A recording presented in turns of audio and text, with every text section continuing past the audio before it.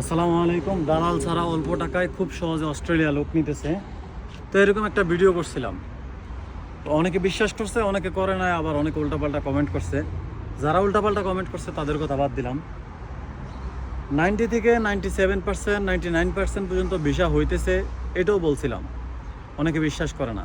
পরে যখন বনিয়ামিন বলছে, অনেক উল্টাপাল্টা কমেন্ট করছে, যাই হোক, পরে যখন বনিয়ামিন বলছে যে আপনি ভিসার জন্য অ্যাপ্লাই করবেন, প্লেনে উঠবেন, আইসা নামবেন, মানে এমন পরিমাণে ভিসা দিতেছে, ধরতে গেলে 100%ই ভিসা দিতেছে।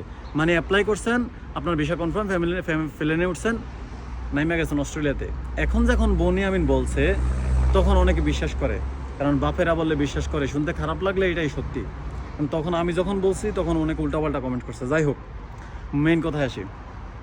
অস্ট্রেলিয়া ভাই সত্যিই ভিসা দিতেছে। বাংলাদেশকে তারা এই জায়গায় রাখছে আর বাকি সব রাখছে নিচে। প্রথম পর্যায়ে রাখছে বাংলাদেশ ভিসা দেওয়ার ক্ষেত্রে।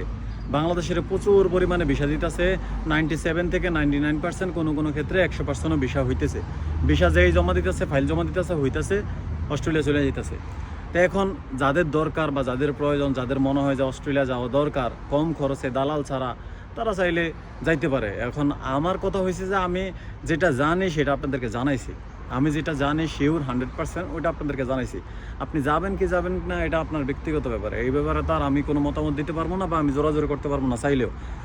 তো অস্ট্রেলিয়া এই পরিমাণ ভিসা দিতেছে, সব থেকে কম রেশিও যেই দেশগুলা, সেই দেশগুলোর কথা বাদ দিই, কিন্তু সব থেকে বেশি রেশিও যেই দেশগুলা, সেই দেশগুলোর ভিতরে প্রথম ধাপে কিন্তু বাংলাদেশ আছে।